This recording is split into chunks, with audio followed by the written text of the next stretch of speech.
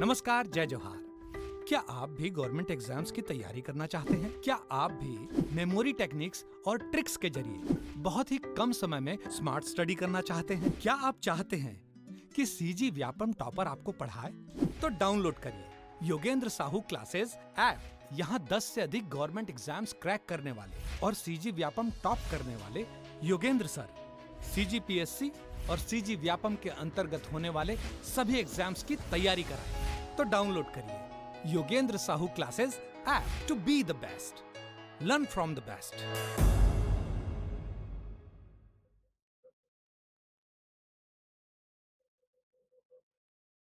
नमस्कार दोस्तों, आप सभी का स्वागत है योगेंद्र साहू ऑनलाइन क्लासेस में। और हिंदी की इस सीरीज में आज हम लोग संज्ञा के बारे में पढ़ेंगे। ये टॉप 20 क्वेश्चंस होने वाले हैं। ठीक है, कुछ लोग कह रहे थे कि वीडियो का लेंथ थोड़ा ज़्यादा हो जा रहा है, तो ठीक है, हम कम कम क्वेश्चन की ओर बढ़ते हुए चलेंगे और अपनी तैयारी को आगे बढ़ाते रहेंगे। इस 20 क्वेश्चन में मेरा ये मानना है कि आपको संज्ञा के सभी पहलुओं से मैं परिचित कर दूंगा, और पहले से आप लोग पढ़े हुए हैं, अगर इसके बारे में जानकारी है तो आपको इन 20 क्वेश्चनों में बहुत सारी चीज़ों के बारे में आपका रिवीजन भी हो जाएगा और जानकारी भी मिल जाएगी। साथ में ये कहना चाहूँगा कि अगर आप इस सब्जेक्ट की अच्छे तरीके से तैयारी करना चाहते हैं और साथ में हॉस्टल वार्डन की जितने भी उसमें सब्जेक्ट दिए गए हैं सिलेबस, उन सब की अच्छी पकड़ मजबूत करना चाहते हैं, तो आप हमारे कोर्स के साथ जुड़ जाइए। बहुत ही कम कीमत पर कोर्स लॉन्च किया गया है और उसके साथ ट्रिक्स एंड टेक्निक्स के माध्यम से आपको सारी चीज़ों को पढ़ाया जाएगा, आपको याद करने में आसानी होगी। साथ में जो विद्यार्थी हमारे साथ जुड़े हुए हैं, जिनकी तैयारी हो चुकी है, वो टेस्ट सीरीज परचेज करके अपने तैयारी का आकलन कर सकते हैं। 99 रुपये में आपको 25 टेस्ट अवेलेबल कराए जा रहे हैं, जिसमें से 20 जो रहेंगे वो आपके सब्जेक्ट टेस्ट और 5 जो रहेंगे फुल लेंथ टेस्ट होने वाले हैं। तो वहाँ से आपकी सब्जेक्ट में कितनी पकड़ है, कहाँ पर आपके लूप होल बच्चे हैं या रह गए हैं, वो आपको पकड़ में आ जाएगा और उसके ऊपर आप अच्छे से काम कर पाएंगे। तो टेस्ट सीरीज जरूर दिलाइएगा। ठीक है, अब चलते हैं पहले क्वेश्चन की ओर।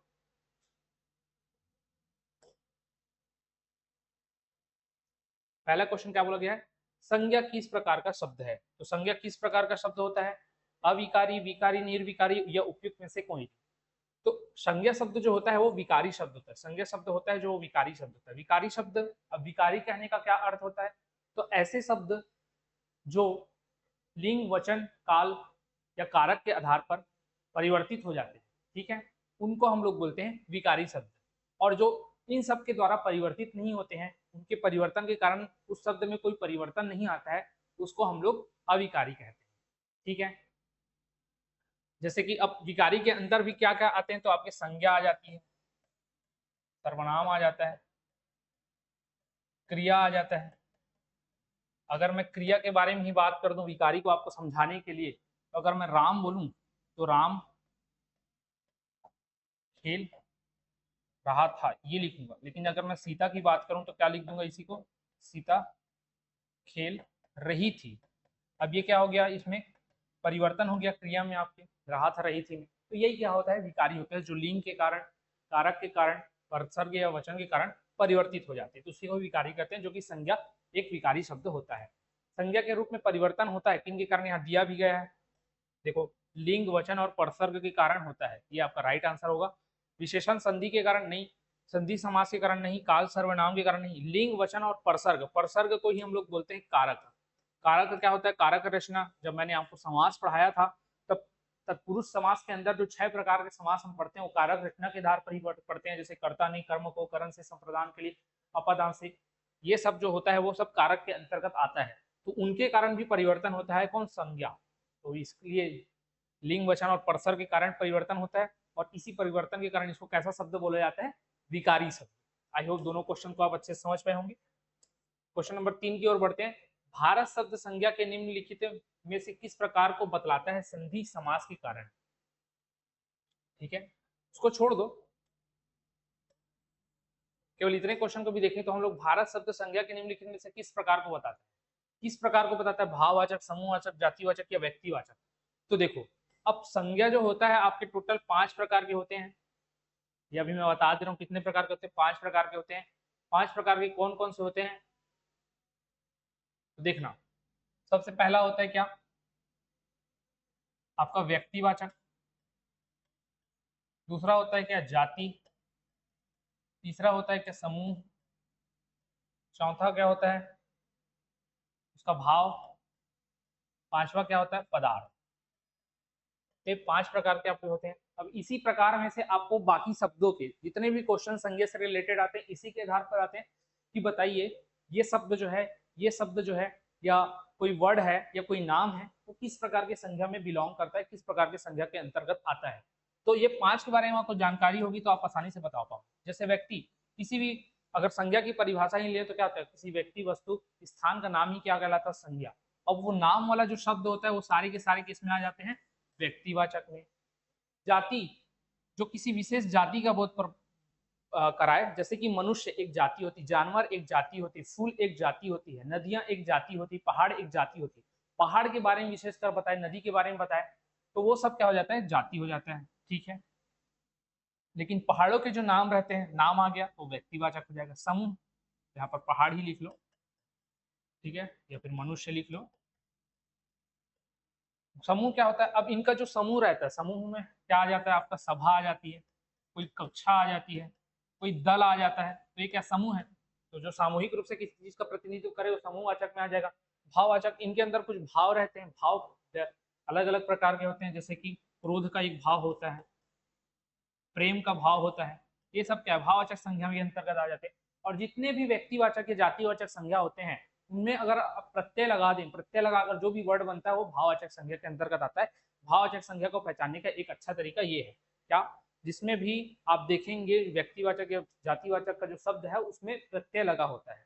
ठीक है, फिर पदार्थ, जितने भी खाने पीने की चीजें होती है, पहनने की चीजें होती हैं, रत्न आभूषण होते हैं, ये सब पदार्थवाचक में आ जाते हैं। अब ये नाम पांचों को याद रखना होता है, आसान है, कैसे याद रख सकते हैं। पहला, कोई भी व्यक्ति होता है, उस व्यक्ति की क्या होती है, जाति होती है, उस जाति क्या होती है, बहुत बड़ी होती है, उसका क्या होगा, समूह होगा।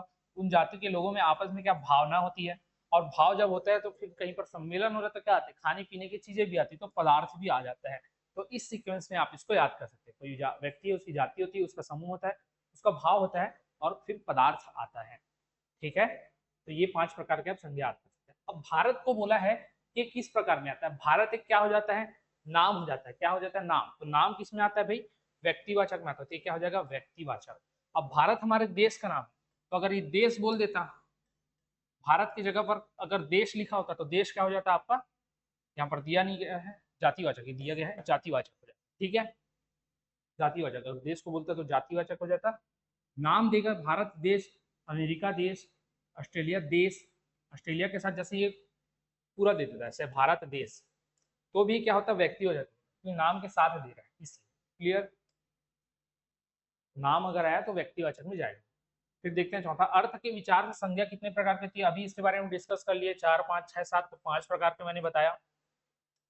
ठीक है, अगर दूसरे दृष्टिकोण से भी देखा जाए तो 2 प्रकार के होते हैं। अगर अर्थ के आधार पर न देखा जाए तो 2 प्रकार के मुख्यतः लिए जाते हैं, जैसे कि एक तो व्यक्तिवाचक में ही सबको ले लिया जाता है और दूसरा ले लिया जाता है भाववाचक संज्ञा। फिर देखते हैं क्वेश्चन नंबर 5, फुल कौन सा संज्ञा है। फुल कौन सा संज्ञा, अभी इसके बारे में जिक्र किया था, समूहवाचक, जातिवाचक, व्यक्तिवाचक, या इनमें से कोई नहीं। तो फुल कौन सा संज्ञा है, तो देखो भाई, फुल क्या है, किसी एक विशेष जाति को संदर्भित कर रहा है, बोध करा रहा है उसका, तो ये क्या हो जाएगा आपका, जातिवाचक संज्ञा हो जाती है। यहीं पर अगर मैं गुलाब लिख देता, गुलाब, तो ये भी क्या है, फुल है, लेकिन ये फुल के अंतर्गत गुलाब की कैटेगरी को दर्शा रहा है, तो ये भी आपके जातिवाचक में आ जाता है। ठीक है, लेकिन वहीं पर मैं बोलता लाल गुलाब, क्योंकि गुलाब में भी वैरायटी होती है, लाल रंग का अगर गुलाब है तो ये फिर व्यक्तिवाचक को दर्शाने लगेगा, पर्टिकुलर लाल गुलाब को दर्शाने लगेगा। तो ये अगर लिखा है तो व्यक्तिवाचक, ऐसे दिखे तो जातिवाचक, केवल फुल भी पूछे तो भी जातिवाचक होगा। आगे बढ़ते हैं, क्वेश्चन नंबर 6, जातिवाचक संज्ञा शब्द है चीन, रेगिस्तान, गंगा, राम। तो इन चारों में रेगिस्तान ही दिख रहा है जो किसी पर्टिकुलर एक विशेष जाति को दर्शा रहा है, तो ये रेगिस्तान आपका जातिवाचक संज्ञा हो जाएगा। बाकी चीन, ये क्या होगा, व्यक्तिवाचक, किसी देश का नाम है। गंगा, किसी नदी का नाम, नाम आया तो व्यक्तिवाचक, राम भी नाम है तो व्यक्तिवाचक संज्ञा होगा।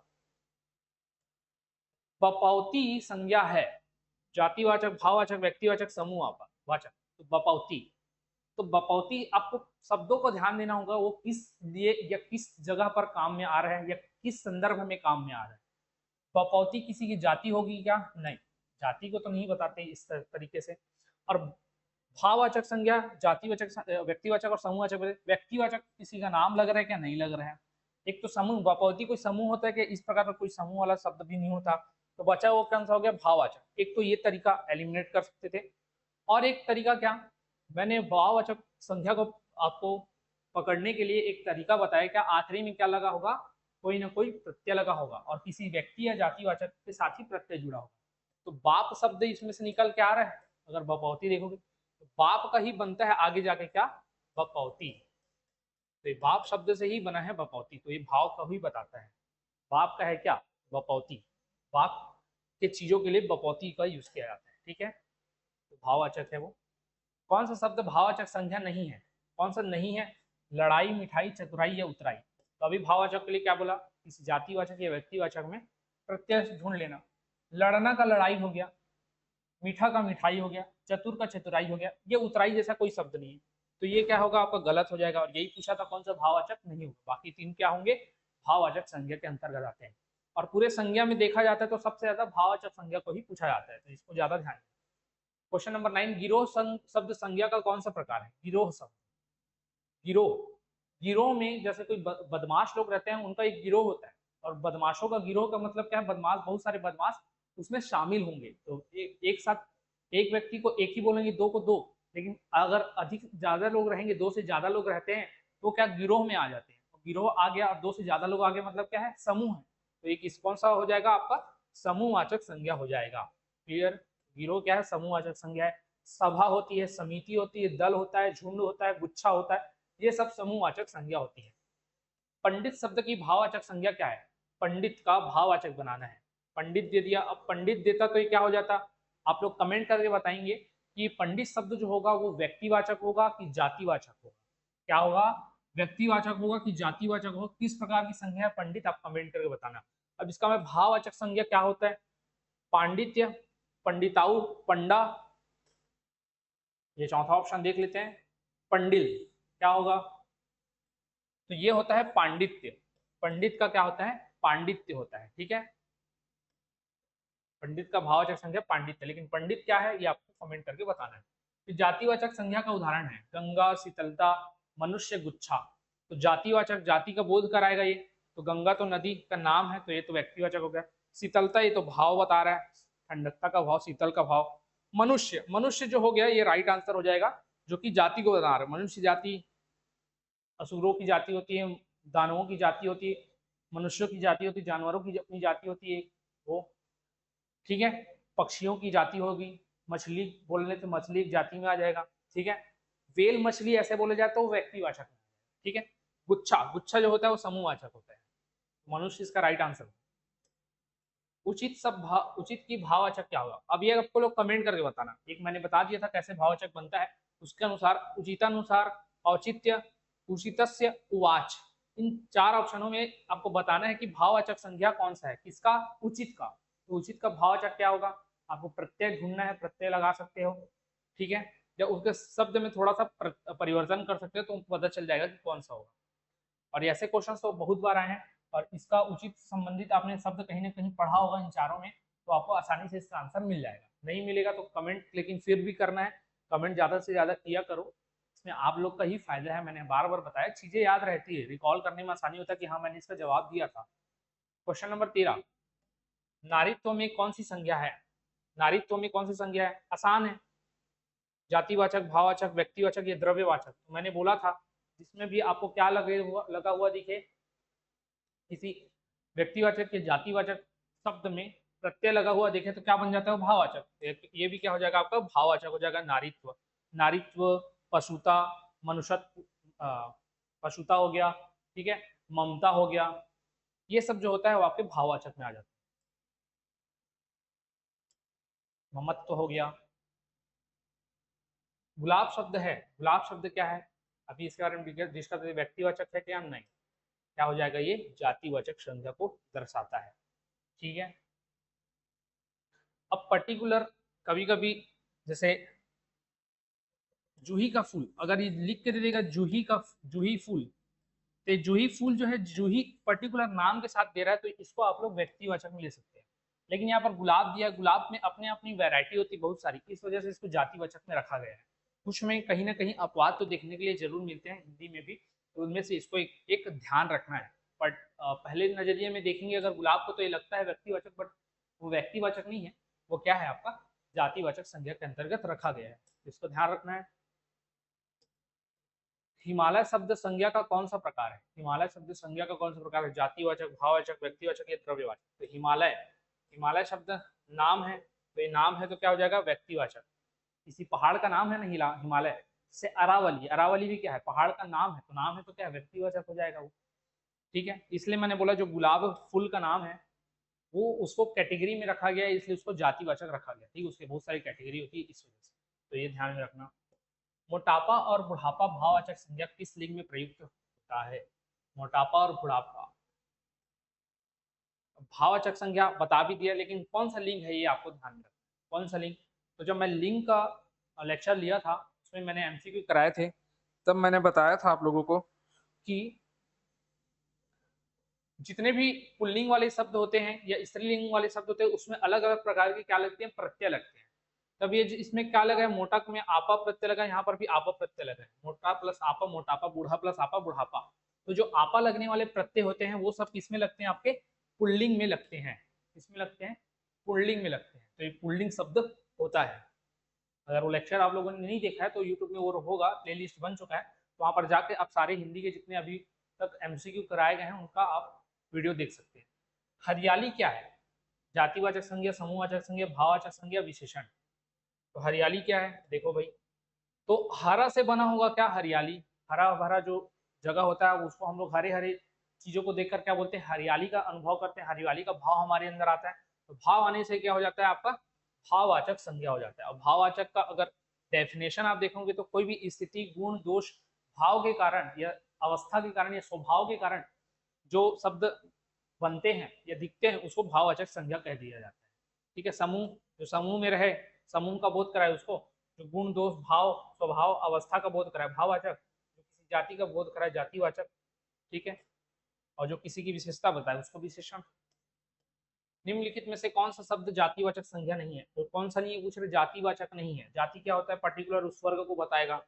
गाय एक जाति को बताता है, भैंस हो गया जाति को बताएगा, शेर हो गया जाति को बताएगा। ठीक है, क्योंकि जानवर तो हम लोग, जानवर भी जाति है, लेकिन जानवर में भी बहुत सारे क्या होते हैं? अलग अलग उनकी भी कैटेगरी है। फिर पहाड़, पहाड़ भी क्या है? एक प्रकार की जाति है।